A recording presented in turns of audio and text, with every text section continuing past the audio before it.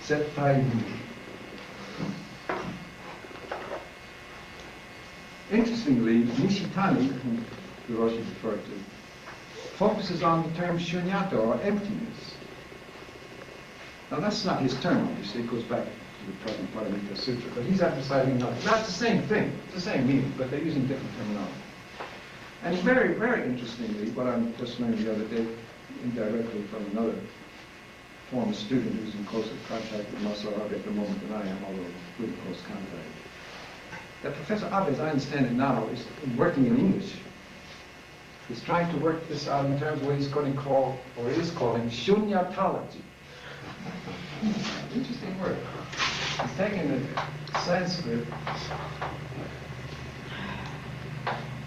Now, I don't know how to spell it. It's shunyata, another name. It's shunyatology. It's called the logos of shunya. Now, that interests me very much, because I maintain there is a logos to Zen, but that's not my invention. Nishida himself tried to work out a Zen logic, which he called the logic of place.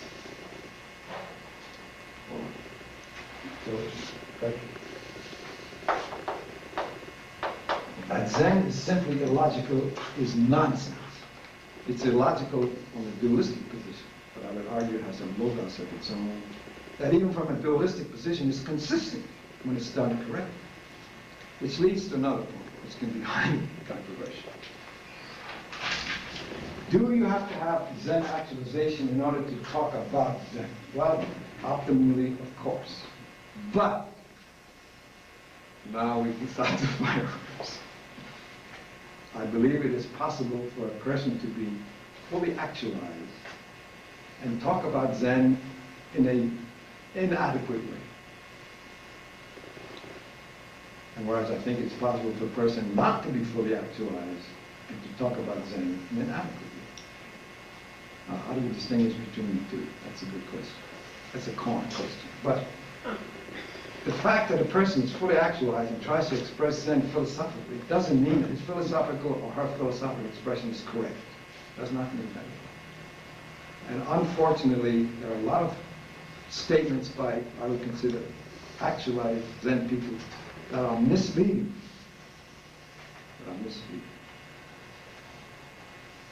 And there could be, conversely, a lot of people who talk very well and very glibly about Zen that have no actualization. But I still think it has its own value insofar it helps somebody else. Now, you can learn two ways. You can always learn from somebody two ways. You can learn positively, learn from them what they are presented positively, or you can learn from them negatively, meaning don't do what they do. Okay, we come back to this.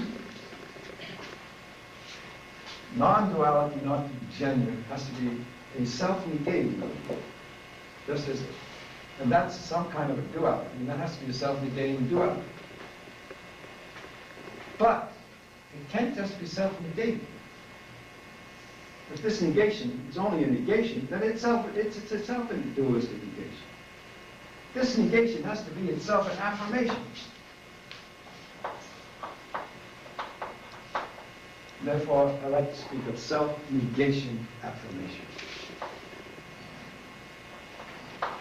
Well, it taught me to writing, it taught me to writing and I'm sitting down with a pencil and paper, so just as an excuse for this self-affirmation negation. Now, this has to do with an issue that I said I've been discussing with Professor Antoinette the last few days. What's the relation between the Great Death in Zen and the Great Awakening? Is there a sequence here in which one comes after the other, or are they simultaneous? There's a debate going on. I maintain they have to be simultaneous. Because if the Great Death is simply a negation, that itself has to be negated. That Great Death, that self-negation of the Great Death is a dualistic negation. Which means it's not the Great Death. So I give you a chance to respond. Nope. So we're going to try to show... But I should just interject it. The main reason that I came this week was to be your fool, you know, straight man. I prefer you be the patriarch and I be the questioner. Any case, when I'm saying how what I would consider a correct understanding can help, when somebody trying to express Zen makes a statement that can be misunderstood or misleading, it does a lot of harm to Zen. That's why Zen is dismissed as this or that, illogical, koans of nonsense problems and whatever. That's because there's no correct understanding. That doesn't mean these people are actualized, but then they might not be even interested in actualizing. But it seems to me, and again, this is in this setting, this is not an important point. Zen traditionally has waited on top of the mountain, as it were. Bodhidharma sitting, facing cave, sitting supposedly inside, of course, like a meditation, facing cave for 9 years, waiting. And finally, Wei Ko comes to him, and still Bodhidharma doesn't accept him, doesn't turn around, doesn't receive him. And finally, Wei Ko, existentially driven to the point of despair where he can do no other, goes there and stands outside all night in the snow. You know all that story. And still Bodhidharma, yes, and what are you doing out there standing in the snow? He said, can't you have trouble being? Give the benefit of your wisdom to have trouble being.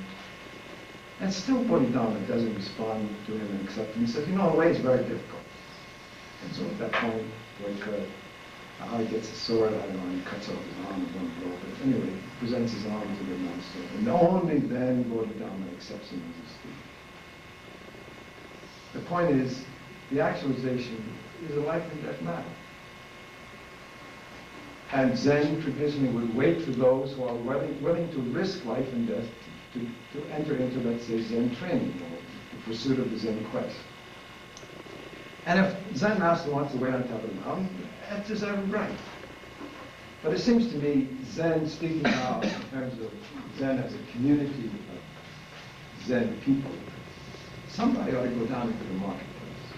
Because there may be people in the marketplace just as troubled, just as much despondent or despair, who can't afford to go up the mountain. They got to take care of their aged parent or their young child or whatever.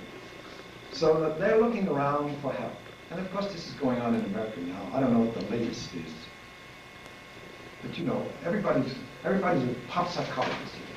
Everybody's telling how sorry for them. Then they get on the radio and they get all these questions and they give all these answers and they read all these books. People, you're trying to show, the ego is inherently troubled. There's a problem here. And the ego seeks help. And the ego has to seek help. The question is, to whom does it turn? Well, it seems to me, if they're confined to the marketplace for whatever reason, then legitimate reasons, they should be afforded the opportunity to hear a correct presentation of Zen, so give them the opportunity to choose Zen as one of the possible choices that they're going to find besides, I'm told Estes passe. Is that correct? So that's gone. Werner Erhard made his millions and took off someplace. I don't know. I don't know what the latest is, but channeling, crystal. Anybody know what the really latest is? I'm not sure. But the point is, in the marketplace, there are all these professional self-styled healers, and they have a right to be there and to present what they're offering. But it seems to me, as it were, Zen ought to have a booth at this fair, so that the person walking around can at least be exposed to Zen and be given the choice to decide whether it wants to follow the Zen path. But in order to do that, it has to receive answers to its question. You can't start off, what is the meaning of that Bodhidharma's come from the way, in the middle of the sentence get whacked over the head. They're not going to respond. Now this has serious implications. It's not just, I'm not trying to be facetious here. Some of you know the book with the name Sir George Sanson, who wrote a classic study of Japan as short cultural history. In fact, it's a classic. And he was elected to the Japanese Academy. Yeah, I've been teaching at Columbia when I was there. And, I wrote a paper for him on Zen in the samurai, which I challenged Mukabe's thesis. Zen was not a religion of the samurai. The samurai went to Zen to learn how to face death unflinchingly. That doesn't make Zen a religion of the samurai. In any case, Sanson came up to me, he liked the paper, and he said, Basil Hall Chamberlain, some of you may know, an early, well, a sinologist, but he also wrote about Japan, an Englishman in the Orient, had urged Sanson to write a history of Zen. But Sanson said, as you know, judging from his book, I'm not very sympathetic to Zen, but I didn't know why. And he told me this story. He said he was living near Kamakura, actually, writing his book, and he came to dealing with Zen. He has to deal with Zen as part of Japanese culture. And he said, I don't understand Zen. So I went to Engakuji, went to Suzuki's temple. I won't mention the master's name. He went to the master to ask him about Zen. But the master dealt with him as a Zen master. So long as you ask us stupid questions like that, you'll never understand. Now, Sanson is a perfect English gentleman. When he gets first, all of Honolulu is down there to receive the first post-war sailing of the Lurleen line. They used to have 2 luxury liners. I forget the name, but one was coming in. So all of Honolulu was there. And I happened to be there because my friend from the Navy was waiting for his future wife who was coming from Maine. In Hawaii, you never say, in those days, you never say from the States, from the mainland, because Hawaii is part of the United States. So I happened to be there with my friend, and I ran into Charles A. Moore. And I said, this is same period, and I said, well, I'm on my way to Japan. And he said, when you get there, give my regards to Suzuki. I said, yeah, sure. If I ever meet him, I would write to you. Anyway, when it turned out to a long series of events that I found out where Suzuki was, I went to visit him. Now, I did not understand Suzuki either for 6 months, but I had the feeling that the answer to my problem could be resolved in Zen. My problem happened to be that at that time, history, causation in history. When I was a graduate senior, I wrote a paper on the causes of the Civil War. I won first prize, but I still didn't understand. When did the Civil War begin? And when I lectured, the last time I lectured about this was before I left Temple in the 80s, but I would say today, 1992. When did it end? If it has ended. But the Civil War ended. But when did it begin? Well, this led me to the problem of time. Well, first, from the Civil War to World War II. When did World War II begin? 1939? 1917, 18? When? And this drove me back to time. When did time begin? Well, when that time? With the Big Bang? The Big Bang doesn't solve anything. What about before the Big Bang? And you know the famous question, when somebody asked Luther, was it? What did God do before he was creating the world? He said, making a stick to beat the person who asked that question. But the human being asked that question until they're about 5 years old. They toss it off. So when the 5-year-old asks the question, you know, why this, why that, how this, how that, finally get to a point where you say, look, you don't ask such questions. But that's part of the problem with ego. It asks questions. And it has to get answers. Now, I could not understand Suzuki, but I had a sense that somehow Zen could deal with this issue. So that was my lucky break. I ran into Moore, with regards to Suzuki. I met Suzuki. I couldn't understand it, but Suzuki, and then Suzuki's whole presence. There was something here about this man. I didn't understand, but I felt I'd come back. So I started to go back and visit him, and that was my lucky break. But, you know, not everybody could meet Suzuki. There are those, as I say, who are in the market, let's use that image, who are in the market, have to be in the marketplace. They should have the option of similar chance to choose Zen if they wish to. But that means somebody has to be there explaining what's going on. And so that, it seems to me, function of what we're trying to do. So it's not just a matter of coming up with this kind of terminology, which again is meant not to confuse, but to try to present a defensible position. Because part of the argument is, as I said, if you speak of absolute nothingness and counterpose it to being,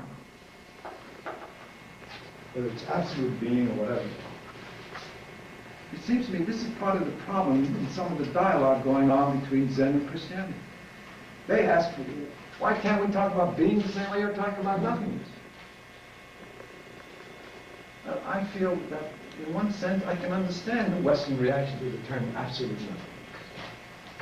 Therefore, I would like to speak of, well, my colleague, Professor Azar, said he liked the phrase, so I'm there to use it. a being full non-being and a beingless being. Now somebody say, you still here, you create all these paradoxical phrases. You're playing games. Well, of course, the task is to try to show that these expressions express what Zen is trying to do. And it's not just a matter of simply slopping together contradictions, contradictories. It's not that there's a logos in this. There's a logos in this. Nishida tried to work it out. Basho Teki wrote the logic of place. Now, that doesn't speak to me.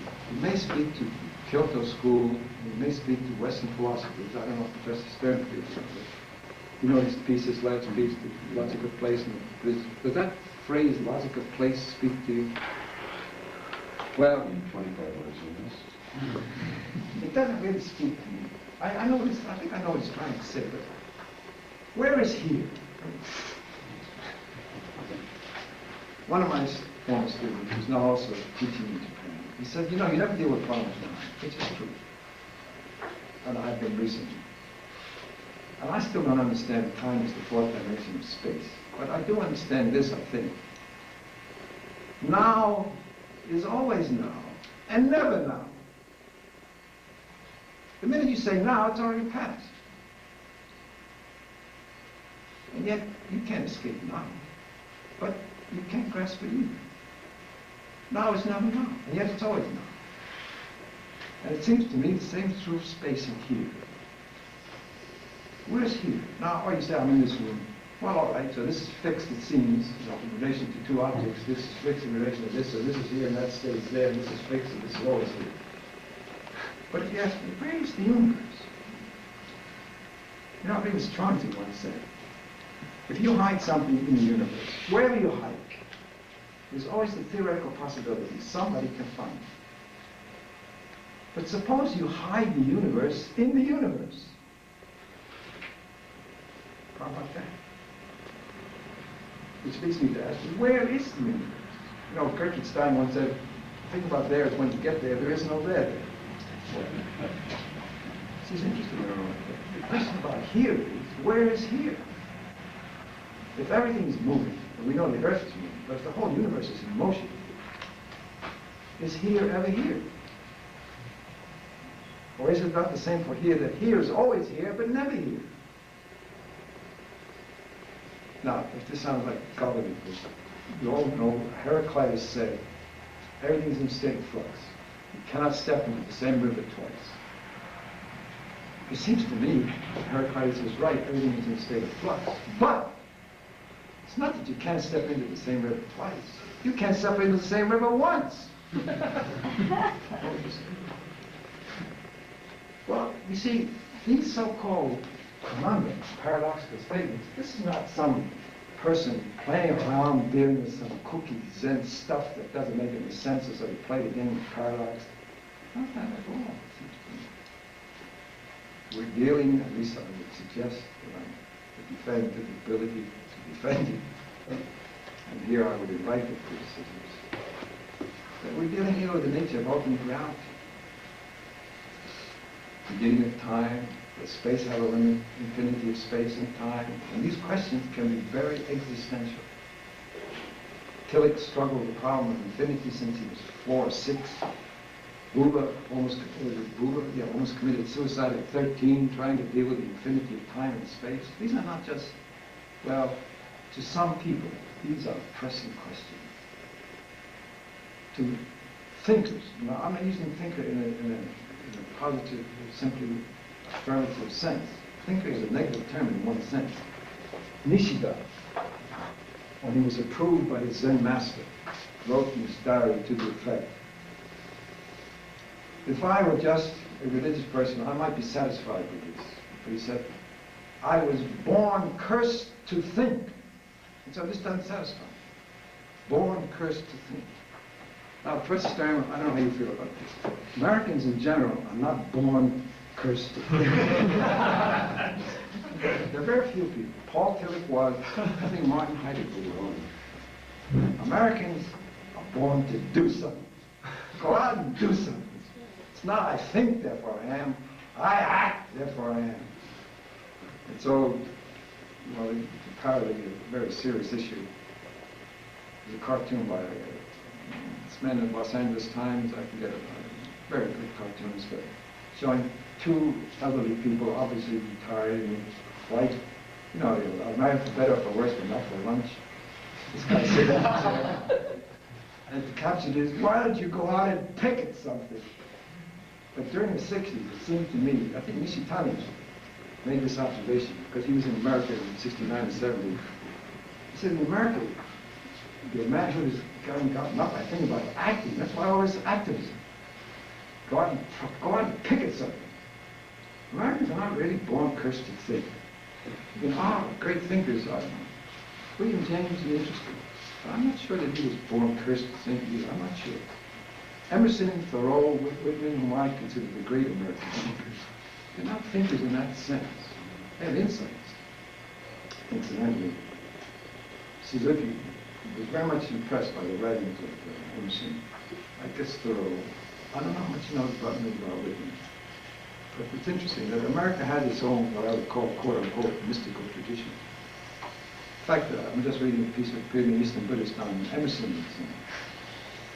But for those cursed to think, like Buber, like Tillich, like Nishida, these are not just idle speculative questions. These are living questions. What is the nature of ultimate reality? Now, in one sense, scientists deal with it in their own way too, but it seems to me there's a difference between the way a scientist approaches these problems and a philosopher. In science, in my opinion, they can come up with a mathematical formula and no question they work. They send men to the moon and so forth. But I don't think they can answer ultimate questions. And in fact, this man, what was his name? Shapiro? Dudley Shapiro? Shapiro, you know him? He's very well known. He was the one I asked about expanding into what. But after the lecture, of course, a lot of people were there, but he made a very interesting statement. I was trying to get him about the simultaneity of being and non-being. And he said, if the total amount of the energy in the universe is zero. Now that's an interesting phrase. If the total amount of the energy of the universe is zero. Well, of course I couldn't press him, but then it suddenly struck me. I said to him, no, that's very interesting. Now I can begin to understand Suzuki's famous formula in a new light. You know, Suzuki said, zero equals infinity. Now Suzuki came to that, not through mathematics, through Zen. That zero equals infinity. Now in Zen terms, this is nothingness, but muichi motsuchu mujinzo. In not a single thing, inexhaustible contents. Suzuki, incidentally, I reminded, what's his name? Shapiro. The term zero was discovered, I would say discovered, not invented, although it could be invented by the Indians. And the word for zero is shunya. And now he tells me if the total amount of energy in the universe is zero, oh, no. Suzuki hit zero equals infinity. But as I say, he didn't come to this as a mathematician. But I would argue mathematicians have to come to this. So this stuff may sound like double talk cool, but I'm trying to show that it's really dealing with ultimate reality. That takes us back to what I started with. But Zen doesn't just mean some kooky sect of Buddhism. Zen is dealing with ultimate reality. And it seems to me Zen would say the same thing. They're not just a sect of Buddhism. No. You really are involved in Zen, and actualize Zen, understand Zen. You're dealing with ultimate reality. And these scientists have got to come to it somewhere or other. Now, this is not new. You know, there's a book called The Tao of Physics. And I just learned from again, my colleague that Hawking in a recent BBC broadcast, PBS, jokingly referred to Zen. But you know, he could, toward the end of that book on Short History of Time, he speaks about a beginningless beginning. Well, where does he get all this? I don't know. Maybe he got it through his own scientific thinking, but I rather think he knows something about Oriental thinking. So I guess what I'm trying to say is these terms are barbaric terms. They're the best I can do at the moment, and this is part of the problem of continually refining the expression to make it more and more intelligible and less baffling. But self-negation affirmation, which will overcome this battle that's going on between absolute nothingness and absolute being. If either of these stand opposed to the other, neither one is genuinely saying what it claims to be saying. If absolute nothingness stands against being, it's not absolute nothing, it's a relative nothing.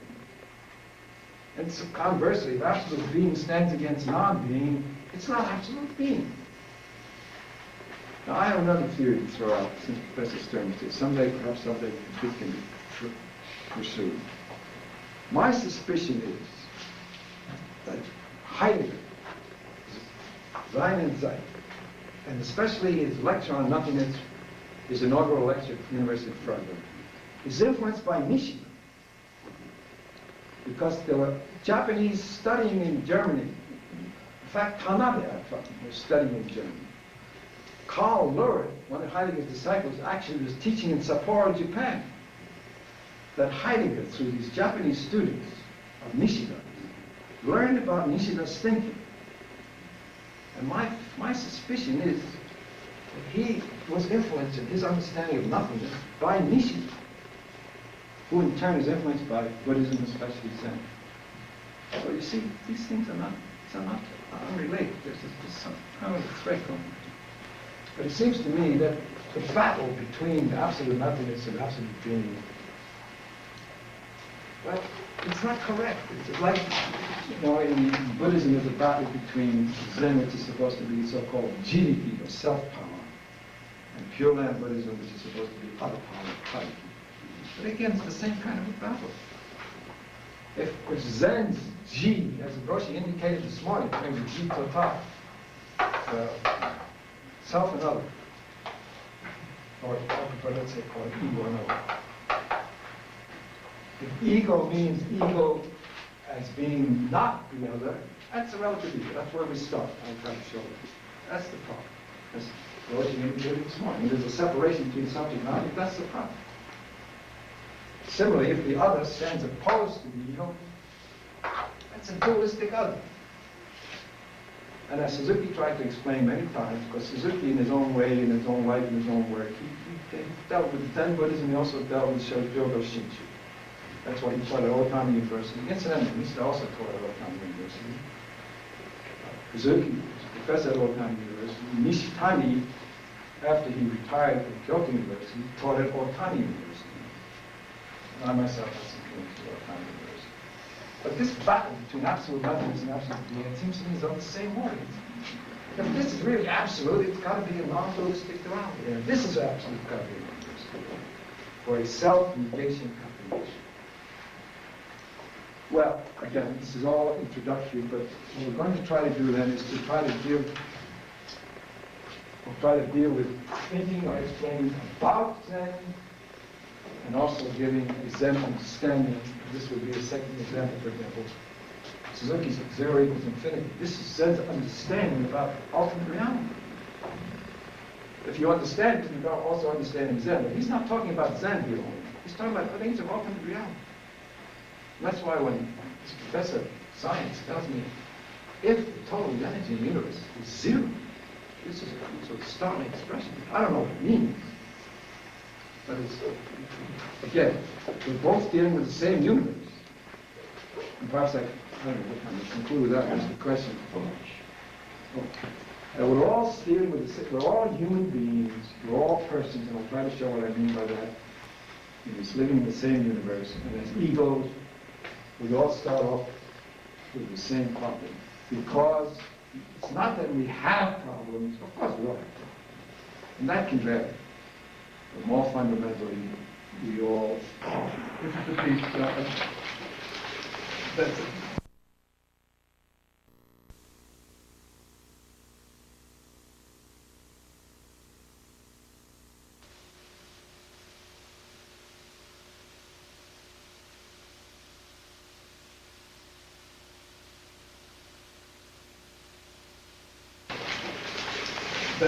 These pieces of the Orient, the Thought, and the West.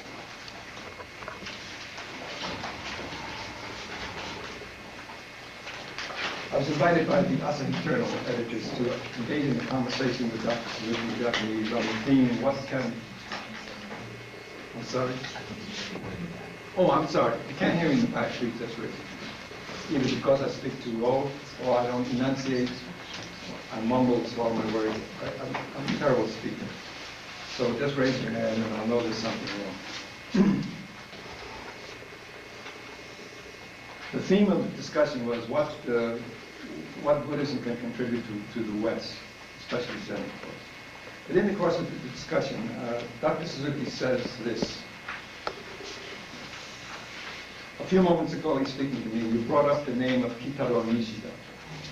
When I discussed this matter with Nishida, he said that it would be almost impossible for Westerners to make any sense of Zen as it was not normally being treated in Japan. His contention was that Zen had to be presented to the West in relation to Western, especially Aristotelian logic, or also presented, as the West terms it, dialectically. Now, clearly, Nishida was thinking about communicating to Western philosophers, Western religious thinkers, or Western intelligentsia in general. He wasn't thinking about talking to the lay people, I don't think. Now, Suzuki continues, to be perfectly honest, I had never really read Nishida's books. Even where I've read them, the chances are I would not have been able to understand it.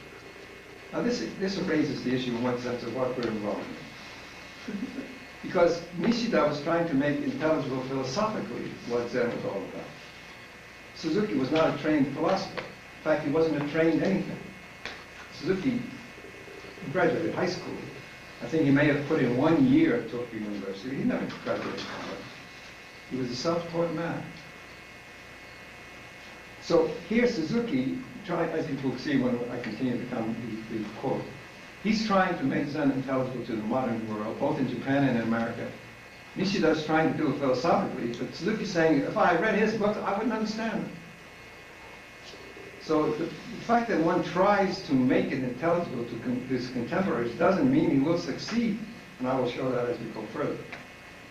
So even if where I read them, the chances are I would not have been able to understand them. Then he says, be that as it may, one of Nishida's most famous expressions was Zettai Mujun Deichi Kotoitsu. Zettai Mujun Deichi Kotoitsu. Now, without putting the characters on the board or even the Romaji which is here, how to translate this is a problem. My translation is absolutely contradictory self-identity. I think it's while this phrase permits of variant translations, it will be rendered here as absolutely contradictory self-identity. The question is, what does that mean? So the fact that somebody tries to express what he's trying to express in modern language doesn't mean it'll be successful. Let me continue. Now Suzuki speaking, if enunciated in a Buddhist manner, oh, I'm sorry. Yes, I'm sorry. If enunciated in a Buddhist manner, this would be, prajna is not prajna, therefore prajna is prajna. Now this is in the sutras, this form, in the Diamond Sutra. Prajna is not prajna, therefore prajna is prajna. Now, people will say, well, what are we talking about? When I, namely Suzuki, observed to Nishida that this could be designated as the logic of Sokuhi. Now, this is also very difficult to translate. Maybe Professor often talk about this term Soku, which appears in many, many Buddhist sutras. Now, Sokuhi is the compound. Not only is it difficult to understand what this means, but how do you translate it? In Japanese, Sokuhi no Ron. This, in my opinion, is one of Suzuki's greatest contributions to Zen thought. It's the logic of Sokuhi or Sokuhi no Ron. Of late, people begin to appreciate that. For many years, I never heard too many people refer to that as one of his greatest contributions. Now, how to translate that? I'm translating it, in fact, I made a slight emendation since this translation. Originally translated, the logic of as it is not. I'm injecting the word even before as. Even as it is not. Nishida said that was in itself extremely interesting. Now, Suzuki begins to try to unpack this, as it were, and try to explain these terms. For Suzuki, Nishida's phrase, absolutely contradictory self-identity, is equivalent to Suzuki's phrase, the logic of self-being, and is one way of trying to conceptualize what's involved in the Buddhist statement, prajna is not prajna, therefore prajna is prajna. So Suzuki goes forward, proceeds further. But whether set forth in Nishida's renowned utterance or in my characterization, the meaning of this is that being and non-being are one. Now, he also uses the term one. I still prefer not to, but that's not the point. The point he's dealing with, being and non-being are one. That though being and non-being are contradictory, they are simultaneously not contradictory. Stated in other words, Zettai Mujun and Jiko Doitsu are not separated or divided into two. They go together unbroken and undivided, and so in a straightforward, flowing, uninterrupted phrase as Zettai Mujun Teki Jiko Doitsu. Now, we'll deal with these terms often, but what I'm trying to suggest to you now, if this begins to get confusing for you, you get irritated, it seems to be another baffling task you've got to face in order to try to understand all this gobbledygook. In one sense, you don't have to. As I said this morning, if you have become cornered by whatever way you became cornered, and break through that being cornered, pass through and change, as Professor Antonov indicated, forget about all this stuff. But if you are intellectually inclined, as most modern people are, especially most modern Westerners, although I think that's becoming more true of the Easterners as well, I don't know. You want to do what Anselm did many centuries ago. He had his faith, but he wanted to understand. And so in terms of his faith-seeking understanding, he came up with the famous ontological argument for the truth. Ontological proof, I guess you call it, for the existence of God. In other words, the position I'm suggesting is, man, one of the basic faculties of the human person is the noetic cognitive intellectual faculty. Even if you have a strong, secure, unwavering, undaunted faith, you may still, like Anselm, want to come to some understanding. And therefore you try to work out an ontological proof of the existence of God, which becomes a big issue in Western philosophical and religio-philosophical thinking. But if this bothers you, and it trips you up, and it irritates you, and makes you mad, forget about it. Get back to the main task. As I suggested to someone at the there's only one task in Zen, which was put, I was glad to hear from Professor Antonov, by Omori Sogen, who was not only a Zen master, he was a source master. And his temple was the temple of Yamaoka Teshu, one of the great Zen masters of Japan, and also one of the great Zen masters. But when he said, apparently in a verbal teisho, it's not in print, you tell me, Zazen is to die the great death. And if you don't die the great death, you might just well spend your time reading pornographical magazines. So there's only one concern in Zen. It's to die the great death and actualize your true self. How you do it, anything that helps you do it is worth doing. But there's no necessity. The only necessity is to die the great death. Nothing else is necessary. So the attempt at understanding that is, I'm saying, a necessity for those human persons who are so inclined that even if they have broken through, let's say, the problem, and come to a resolution, they still may want to try to understand.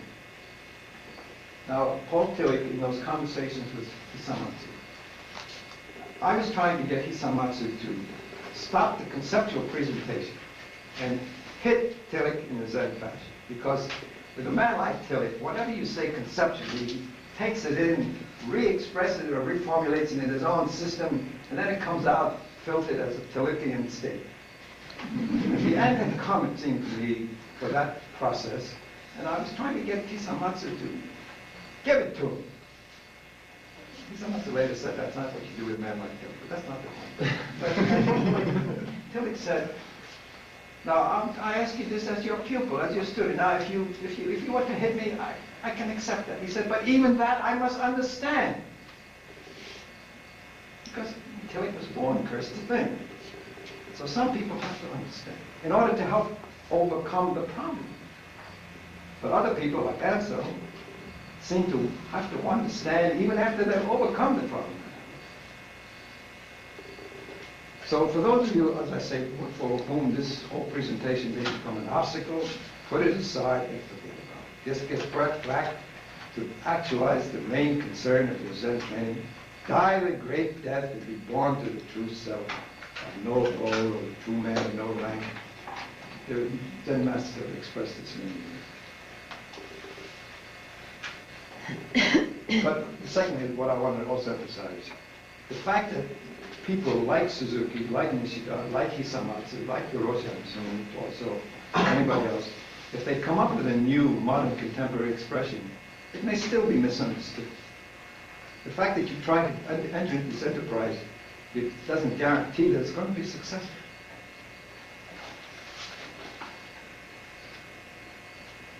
Now, to show what Suzuki was trying to do, it comes on page 9.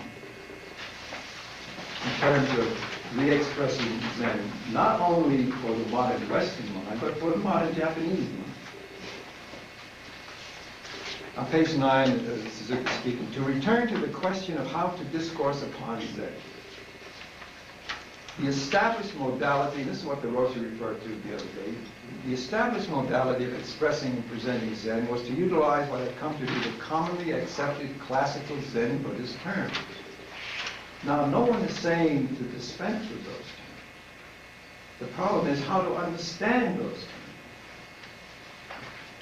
What I sought to do, ever keeping the Zen actualization as the focal core, now here you see, focal core always is the Zen actualization, which I'm suggesting can be put in terms of dying the great death. What I sought to do, ever keeping the Zen actualization as the focal core, was to offer an exposition of Zen, making use not alone of the long-standing or entrenched language. He didn't discard that.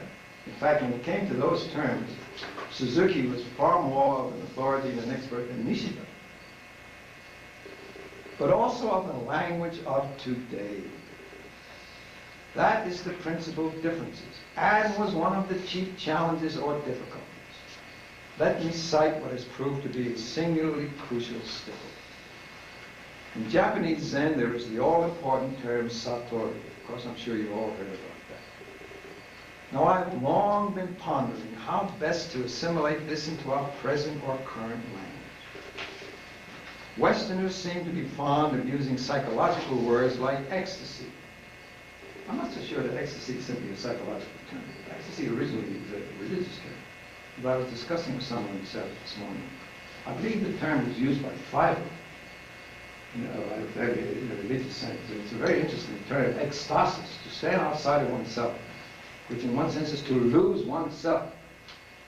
As I say, it's not an accident that ecstasy became associated with sensuality and sexuality, because I indicated this morning, the connection with the petit more. But ecstasis, I would not say it's simply a psychological term. But anyway, Westerners seem to be fond of using psychological words like ecstasy, but I do not think that would do. Then there is the term, the noun enlightenment. The trouble is that this too has a tendency to be associated with something psychological. Well, again, I'm not so sure about that, but in any event, I suppose that I was among the first to write about Zen or the whole of Mahayana Buddhism, because the first book Dr. Suzuki published in English was actually called The Outlines of Mahayana Buddhism.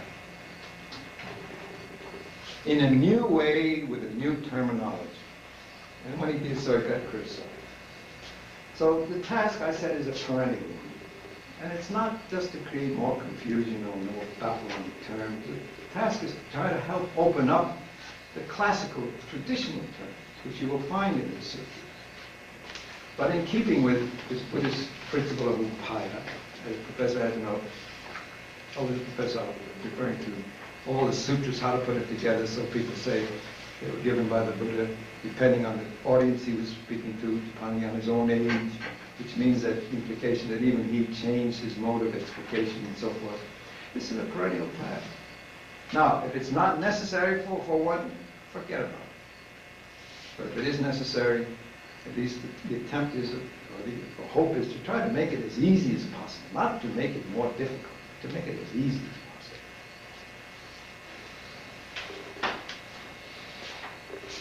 Now, Professor Adamov pointed to another possible, not the possible, I've already indicated that in the past, another major function that such a correct understanding can have is to provide a check upon yourself.